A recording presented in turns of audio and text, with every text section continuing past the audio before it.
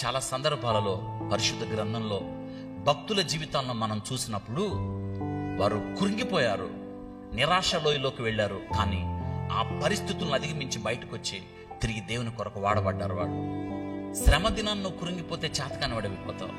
శ్రమ దినాన మీరు నలిగిపోతే, శ్రమ దినాన మీరు ఓడిపోతే, శ్రమ దినాన ఇంకా నా జీవితం అయిపోయింది అనుకుంటే మరి సాధించేది ఎవరు? వెనక్కి వెళ్ళిపోతే నీ జీవితానికి అర్థం ఏదైనా ఉందా?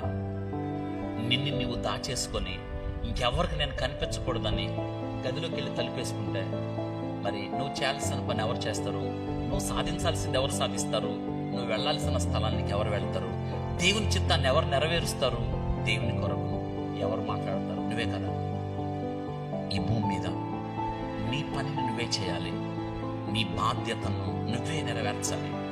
దేవుడు నీకు అప్పగించిన పని ఏదైతే ఉందో అది నీవు మాత్రమే చేయగలుగుతావు.